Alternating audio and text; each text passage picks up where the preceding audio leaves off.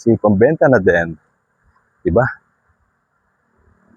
Isang masustansyang halamang okra. Ito sa pagita. Ano? Kamingin ko nga. Sayang lang ano. Pagita ba to? Sa pagita nga oh. Sayang lang oh. Bango. Tuhulog lang oh. Yung mga bulaklak oh. Tingin ka tayo. Tingin. Samantalang mahal-mahal na sa pagita ngayon eh oh. Oh, yan oh. Wow, sampagita. Bango.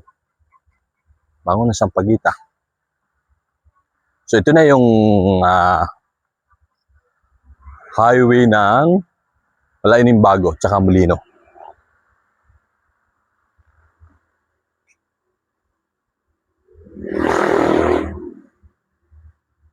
Okay. So ayun. Kaya kung nakatira kayo dito sa may park zone, ito yung magandang daan. Didiretso ka lang dito. So, tama. Nandoon yung eskwelahan sa dulo na yun doon. Hindi nag-alayuan. Yung school ng elementary, banda doon sa kabila. Yung high school, dito sa may balay, sa may Malainimbago, papunta doon. So, ayun o. Yung school ng elementary, nandoon na lang. Di nakalayuan. Tapos yung high school, ayan. Doon sa pabayan ng gobyerno, hindi na rin kalayuan dito yun. Doon sa may balay. No? Meron ding grade school doon. So, choice nyo na kung saan ninyong gustong pag-aralin yung mga chikiting ninyo, yung mga anak po ninyo. So, pagka grade school, posible doon, no? Yung school doon, katapat lang halos ng barangay office o outpost, no? Katapat lang siya. So, barangay hall, tapos papasok, kunting kanto, kunting lakad, nandun na yung eskwelahan. Maganda yung eskwelahan na yun doon kasi safe sa mga estudyante. Tapos doon naman, sa may balay, sa loob mismo ng pabayan ng gobyerno, so may elementary, kinder, nursery, doon yung makikita. Tapos the same time, high school, no? From first year hanggang fourth year high school. So sana magkaroon din ng senior high. And then doon sa may halang naman, no? Sa kabila noong pinanggalingan natin sa kabilang lugar. So sabi ko nga, yung isang malaking lupain, nasa gitna siya ng ilang barangay, dalawa, kabilaan. So nandoon yung mga school. Okay, so ayun yung pag-explore natin dito sa may shortcut, no? Nagaling sa pabahay at papunta rito sa may highway na ng Barangay Molino at saka Barangay Malainimbago. Maraming salamat sa mga walang sawang sumusuporta sa ating YouTube channel. Natagal na lang tayong walang video kasi naubusan na ako ng content. Kung anong gagawin ko, update sa mga pabahay. Doon naman sa iba, sa mga nagre-request like doon sa may South Sabana. So pagpasensya nyo na muna, parang wala pa akong lakas ng loob na magpaalam, magsabi doon sa developer. Although mabait naman yung developer doon, no? Kumbaga, very approachable. Napaka low profile ho nila, no? Kaya shout out po sa developer ng South Sabana. So kasi nakapasok na tayo doon sa business inallowed nila tayo. Talagang transparent niya kasi pinakita niya yung lugar ng paggawa nila. So makikita nyo, na-witness nyo talaga kung may video na tayo, isa lang noon. Pero siyempre parang ilang buwan na yon. Okay? So, abat-abat lang tayo. Go na tayo. Maraming salamat sa mga walang sawang sumusuporta sa ating YouTube channel, sa mga nagsasubscribe, paulit-ulit ako. Pero walang sawang pasasalamat po sa inyo. Thank you po. Puntahan natin yung balay. No? Diretso na natin. Paano ba natin yung Parkstone din dito? Oo nga, no? Daanan pa ba? Ay, hindi na. Oo, madadaan natin yung Parkstone dito. Yung pabahay ng gobyerno. Ayan, no? So, mahaba ito talagang video natin. So, yan yung Parkstone pa na pabahay. Teka. Dali, kabit natin yung ano, para maganda yung laban. Ituloy na natin to. Papunta dun sa may balay. So kung may high school students na kayo, pwede nyo dito. Sa sinasabi kong pabahay ng gobyerno. At the same time, madadaanan din pala natin yung park. Hindi pala pa. Christoph Height pala. Yung pinagaling Parkston. Parkston nga pala yung ano, kinukorek ko lang, no? Christoph Height pala, hindi Parkston. Yung Parkston pala yung red doon sa may Kalubkob. So ayan, kita nyo yung patrol. Barangay Molino ng ito dito. Christoph Height, sorry ha. Christoph Height. Ito Christoph Height A and B. So doon naman sa may pinagalingan natin sa kanto, yun ay Christoph Height Extension. Tapos yung katapat noon, yun naman yung Sabana. Tapos yung isang Sabana pa, yung South Sabana naman, yun naman yung papunta dun sa may Muson. No, na 3 palapag na ginagawa. Ang ganda usually nung pabahay na yun kasi may 2 kwarto, isang master bedroom, tapos isang kung sa anak na ninyo. So, meron, parang double deck na lang kayo. Kung mas madami, pwede kayong mag-2 double deck kasi malapad yung kwarto. So, ayan, ito yung gate nung ng Christoph Height A and B. Magkatapat lang yan.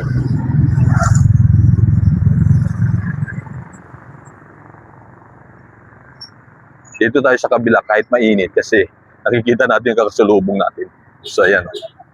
Christoph Height A and B. Dito rin sa kabila. Babahay din ito ng gobyerno.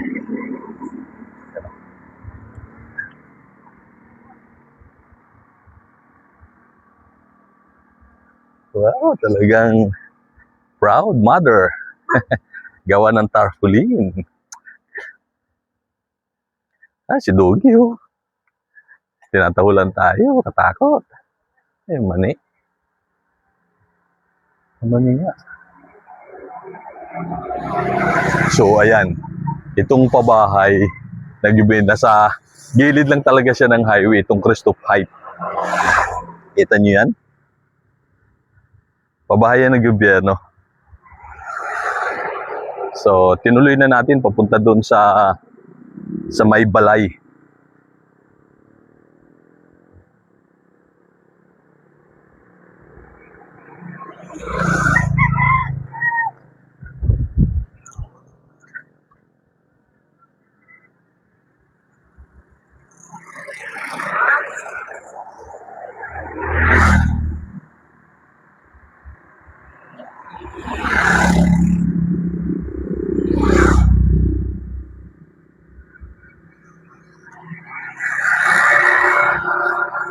Ano to?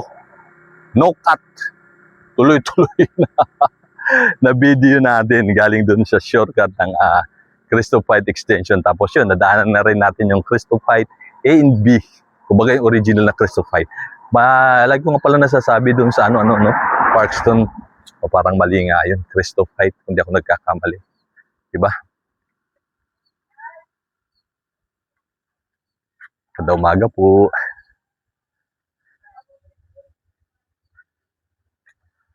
Ito naman yung pabahay din ito ng gobyerno rin. At alam ko yung mga beneficiary dyan ay mga sundalo. Ito, hindi natin siya mapasok. Parang napaka-exclusive nung pabahay na to. Hindi. Alis wala tayong video sa loob niyan. So, well, respect doon sa mga beneficiary. Pero alam ko, mga sundalo yung mga beneficiary dito. Sundalo, no? Parang may second floor na yan. Pero parang open lang yan. So ikaw nang bahalang magpa-second floor niyan. Maglagay ng sahig.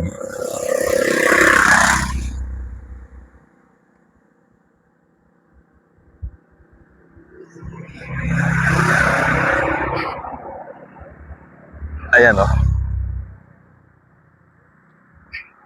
Sabi na ng cellphone natin long video. So dito siyempre yan, may terminal ng tricycle para sa mga residente rito. Ito yung main entrance, San Manuel. Ayan. Ayan siya. Yung sa kabilang side niyan ay Malainin bago na. Pero may pagitan niya ng Napalayan. At dito sa lugar na to, may dinidevelop dito. Hindi ko alam kung private subdivision ito. Pero tingin ko parang private subdivision siya. So yan pa mga babae na yan. So yun siguro yung parang sample house. No? Para siyang yung sa Pasinaya yung design, yung dating. Pero ito kasi walang sahig. Mataas lang yung pagkagawa. Parang abang para sa second floor. So bahala ka nang maglagay na magsahig na second floor. So ito. Yung sinasabi ko na parang private subdivision yung gagawin. Ayan pasimento na to. Malalaman natin. Tapos ayun, may story ng kung anong mga communication, telcom, diba? Hawak na lupay niyan dyan, no?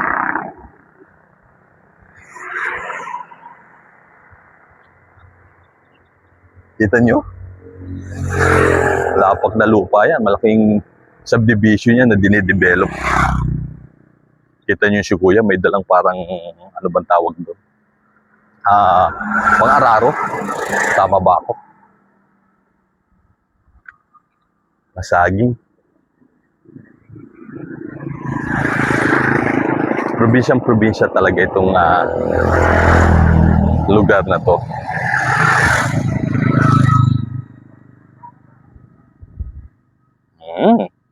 Nakalagay na thank you. So ito na yung parang pinaka-boundary ng Barangay Malainin Bago tsaka Barangay Molino. Ayan. Welcome to Barangay Molino. Diba? Yung kabilang dulo doon sa may Park Extension, sakop yun ng Barangay Molino. So itong video natin, pagsasamahin, hindi na natin ito puputulin. Isang mahabang video na to para masundan nyo. Kaso nga lang, baka magsawa kayo. Putulin ba natin? Dalawang series natin, no? Sige, series natin. Kasi baka magsawa kayo kapapanood dahil napakahaba. Ewan ko, parang 1 oras din ata ito. Video natin. Kita nyo, lalapad pa ng mga lupain na yan, oh. At meron ng street light dito sa may Barangay Malainin. Ayan, oh. Maliwanag na to pagkagabi. So shout out sa mga naglagay ng street light. Dati para tong haunted highway dahil ang dilim. So kapag may buwan, maliwanag. Kapag wala, madilim. Pagkagabi lang naman yon. Tapos kayo naman, nakita yung highway, oh, ang lapad na. So yun, nakikita na natin yung balay na pabahay ng gobyerno. So may school dyan sa loob, from kinder, from nursery hanggang 4th year high school. So sana hopefully by next year meron na rin silang senior high, or ano ba sa tingin yung senior high? Kapakipakinabang ba o may benefits ba sa mga estudyante o nagdagdag lang pahirap sa mga ordinaryong mamamayang Pilipino?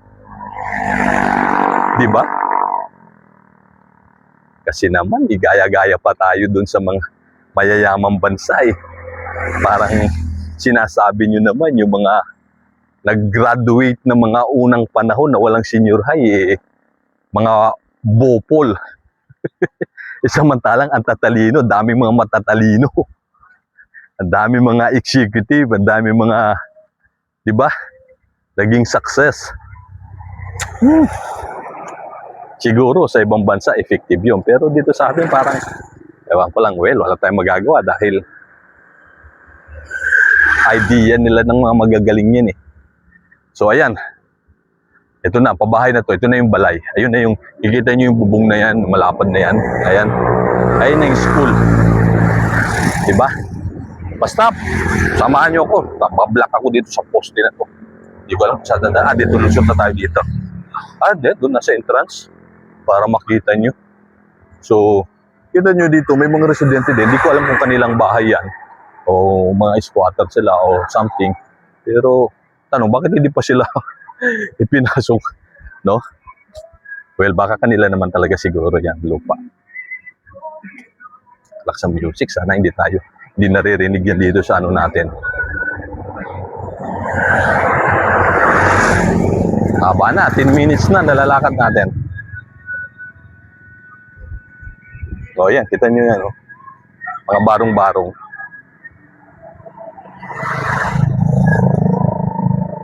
So, squatter ba sila dyan?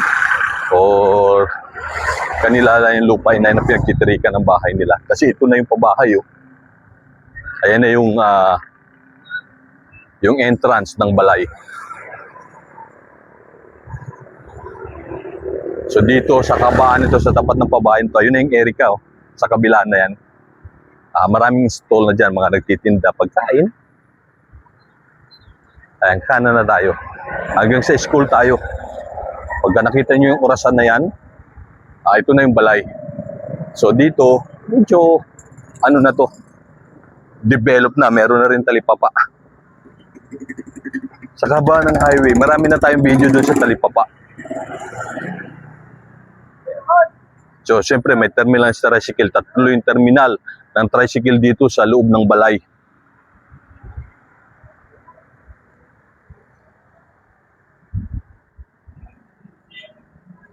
Di na lang. Mamili na kayo pagkagaling kayo dun sa loob. No, dun sa may Cristo 5 Extension tsaka sa may Sabana.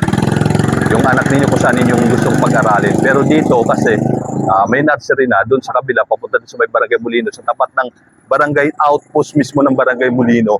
Nandoon yung school. So, alam ko walang high school doon. Pero yung elementary, kumpleto naman. Yung high school lang. So, meron na rin butika ng gamot. At ito na yung gym. Bagong gawa lang siya, hindi pa na-turn over sa ano, pero gawa na siya. Yan na yung school. Diba? Okay, so yun yung video natin. Nakarating na tayo sa school lang. Complete video tayo. Ayan, ito yung lugar.